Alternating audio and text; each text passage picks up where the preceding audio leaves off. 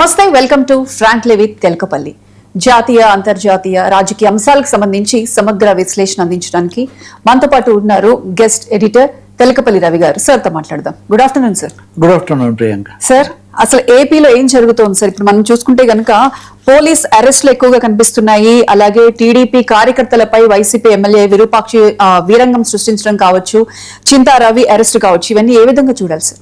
అంటే విరూపాక్ష అయిన ఆలూరు శాసనసభ్యుడు, ఆయన్ను అర్ధరాత్రి అరెస్ట్ చేశారు. ఇంట్లోకి వెళ్ళి తలుపులు కొట్టి అరెస్ట్ చేశారు. అంత అవసరం ఏముంది, కావాలని చేస్తున్నారు, భయోత్పాదం సృష్టిస్తున్నారని మాజీ ముఖ్యమంత్రి జగన్మోహన్ రెడ్డి ట్వీట్ చేశారు. చాలా వివరంగా కూడా, చాలా సుదీర్ఘంగా కూడా చేశారు. అసలు పోలీస్ రాజ్యాంగం మార్చేశారు, ఎక్కడికంటే అప్పుడు చేస్తున్నారు, ఇలా అయితే ఎలా కుదురుతుందని ఆయన ప్రశ్నలు. అంటే ఒక విధంగా మళ్ళీ మేము కూడా అధికారంలోకి వస్తాం కదా అప్పుడు ఇట్లా అని. ఇప్పుడు నిజంగా అక్కడ ఏం జరిగిందో ఆ గ్రామంలో అనే దాని మీద రెండు వెర్షన్స్. ఇప్పుడు ఏది వచ్చినా రెండు వెర్షన్స్ తప్పదు కదా మనకు. మామూలుగానే రాజకీయాల్లో ఉంటాయి, ఇక్కడ చాలా తీవ్రమైనవి. తెలుగుదేశానికి సంబంధించిన వ్యక్తి ఇంకొకరికి తమ వాళ్ళకి ఫోన్ చేస్తే ఆ సందర్భంలో జరిగిన ఘటనలో దౌర్జన్యం చేస్తే ఆయన్ను కాపాడడానికి ఎమ్మెల్యే వెళ్ళారు. వెళ్ళినందుకు ఎమ్మెల్యే మీద ఎదురు కేసు పెట్టి ఆయన అరెస్ట్ చేశారు అని వీళ్ళు ఆరోపిస్తున్నారు. కాదు, అసలు మీరు వచ్చి దౌర్జన్యం చేశారు, అందుకని మేము చేశామని చెప్పి పోలీసులు చెప్తున్నారు. ఇది ఒక పెద్ద, ఇటీవల కాలంలో పెద్ద వివాదంగానే ఇది మారింది. జగన్మోహన్ రెడ్డి జోక్యం ఆయన చేసిన దాంతో ఇది ఇంకా మరింత తీవ్రమైంది ఖచ్చితంగా. ఇప్పుడు అదే మీరు కనుక అనంతపురం జిల్లాకు వస్తే మళ్ళీ అక్కడ వై విశ్వేశ్వరరెడ్డి మాజీ శాసనసభ్యుడు, ఆయన కూడా ఈరోజు వాళ్ళు ధర్నా చేస్తున్నారు. ధర్నా చేస్తుంటే అది మన పయ్యావుల కేశవ్ ఆర్థిక మంత్రి నియోజకవర్గం, ఆయన చాలా దౌర్జన్యాలు చేస్తున్నారు, భూమి వీటికి మేము అడ్డం వస్తున్నామని మమ్మల్ని వెంటాడుతున్నారు, కాబట్టి ధర్నా అనుమతి లేకపోయినా ధర్నా చేస్తామని ప్రకటించారు విశ్వేశ్వరరెడ్డి. తాడిపత్రిక వచ్చేసరికి జేసీ దివాకర్ రెడ్డి, ఆయన గురించి. ఇంకోటి మీరు బాగా చూసే ఉంటారు, మొన్న జగన్మోహన్ రెడ్డి పర్యటనకు వెళ్ళినప్పుడు ఉత్తరాంధ్రకు, అక్కడ ఒక మహిళా ఎస్ఐ పట్ల అనుచితంగా ప్రవర్తించారు వైసీపీ వాళ్ళు, ప్రవల్లిక ఆమె పేరు అని. ఇది ఒక పెద్ద దుమారం వచ్చింది, కొన్ని ఫోటోలు అవన్నీ వైరల్ అయినాయి. అయిన తర్వాత ఈ కేసులో అక్కడ ఇన్ఛార్జిగా, ఆమ్దాల వలస ఇన్ఛార్జిగా ఉన్న చింతాడ రవికుమార్ అనే అతని కోసం పోలీసులు, అతను మరో 14 మంది, వీళ్ళేమో వేస్తున్నారా, వీళ్ళేమో మేమేం చేయలేదు, ఆమెకు ఇబ్బంది కాకుండా ఉండటం కోసం మేము వెళ్ళి మాట్లాడుతుంటే ఇవన్నీ తప్పుగా చిత్రిస్తూ ఉన్నారు. ఈ విధంగా మా ఆడపడుచును, మా జిల్లా ఆడపడుచును, నిజంగా పోలీస్ అధికారి, జిల్లా పార్టీ మిగతా ఏవైనప్పటికీ కూడా అని వీళ్ళు అంటున్నారు. ఇప్పుడు ఈయన ఒక ప్రకటన చేశారు, మీరు జగన్ పర్యటనకు జనం బాగా వచ్చారు కాబట్టి మా దీన్ని దెబ్బతీయడానికి ఇదంతా చేస్తున్నారు. ఈయన ఇప్పుడు అందుబాటులో లేరు, పోలీసులు గాలిస్తున్నారు. ఎవరు? ఈ చింతాట రవికుమార్. నేను పోలీసులకు దొరుకుతాను, కానీ మిగిలిన 14 మంది మీద అన్యాయం కేసులు పెట్టారు కదా, అవి కేసులన్నీ మీరు ఉపసంహరించుకుంటే నేను మీకు వెంటనే లొంగిపోతాను, లేకపోతే దొరుకుతాను అన్న పద్ధతిలో ఈయన చెప్తున్నారు. మీరు ఇలా చూస్తే సీరియస్. నేను ఇప్పుడు ఒక 4 ఇన్సిడెంట్స్ చెప్పాను మీకు. ఇటువంటివి చాలా జిల్లాల్లో ఘటనలు చాలా తీవ్రంగా ఉన్నాయి. ఇవి కాకుండా అరెస్టులు చేస్తున్నారు, వెంటాడుతున్నారు అని ఉన్నాయి.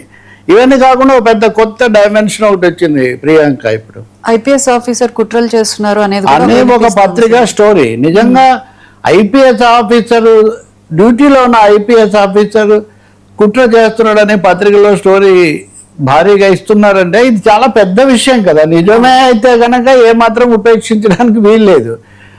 ఒకవేళ నిజం కాకపోతే ఇంత పెద్ద కథనం రాయాల్సినటువంటి అవసరం. ఇప్పుడు ఇలాంటివి చాలా జరుగుతున్నాయి. 2-3 సార్లు గతంలో కూడా నేను ఇక్కడ చెప్పా. ఏంటంటే అది మీరు రాజకీయంగా పోట్లాడుకోవటం ఒక విషయం, మీ కార్యకర్తలు పోట్లాడుకోవటం ఇట్లాంటివి.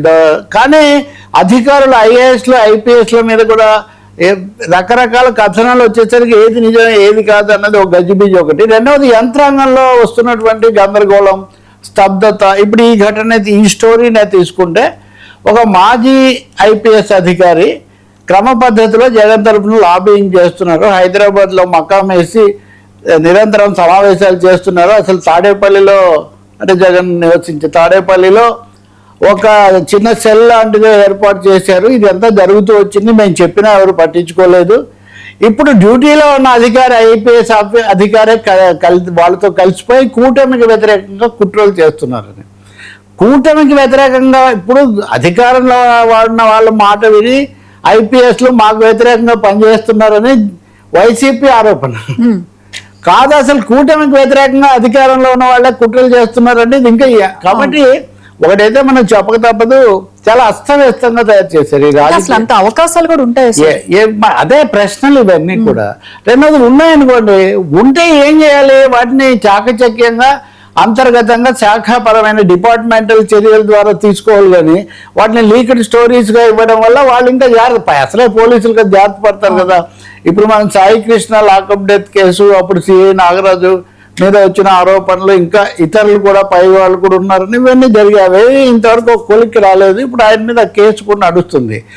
ఈ స్టోరీస్ కూడా ఇంకొక వైపున ఇప్పుడు ఆయన్ని తీసుకొని నీ వెనక ఎవరున్నా చెప్పమని పోలీసులే అడుగుతున్నారు. కాబట్టి ఇవన్నీ చూసినప్పుడు శాంతి భద్రతల సమస్యగానో లేకపోతే ఒక విధంగా ప్రజల ప్రశాంత జీవితానికి భంగం కలిగించి ఇబ్బంది కలిగించే వాతావరణం, గందరగోళానికి తప్పకుండా ఇటువంటి వాతావరణం ఉన్నప్పుడు అసాంఘిక శక్తులు, రకరకాల కుట్రదారులు కూడా చొరబడే ఒక అవకాశం ఉంటుంది. అందుకని నేను అనుకోవటం అన్ని పార్టీలు కూడా ఇట్లాంటి విషయాల్లో చట్ట ప్రకారం వెళ్లాల్సి ఉంటుంది. చట్టం ఒకటి ఉంది, అంతిమంగా కోర్టుకు వెళ్ళాలి.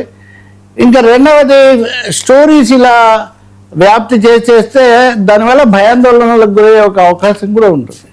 సో నిజంగా నిజాయితీగా పనిచేసే వాళ్ళు కూడా, ఇప్పుడు ఏ అధికారి ఎలాంటి వాడు అన్నది మీడియా ట్రయల్ లాగా రోజు ముందస్తుగా స్టోరీ ఇచ్చామనుకో, ప్రియాంక వద్దు లేదా ఇంకొకరు వద్దు అన్నది ఎలా తేలుతుంది అది. కాబట్టి కొంచెం అవాంఛనీయమైన పరిస్థితి ఇది.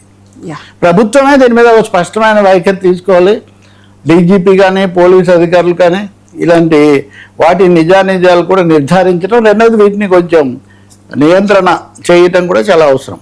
నిజమైన ప్రజా సమస్య మీద ఎవరైనా ఏదైనా రాయొచ్చు, కానీ ఊహాగానాలు, ఆరోపణలు లేకపోతే అట్లాంటివి మటుకు జాగ్రత్తగా చేయాల్సి ఉంటుంది. అరెస్టులు కూడా అంతే, అరెస్టులైనా కేసులైనా చట్ట ప్రకారం వెళ్ళాలి తప్ప రాజకీయ కక్షలు లేదా రాజకీయ యుద్ధాలకు ఇవి వేదికలు కాకూడదు.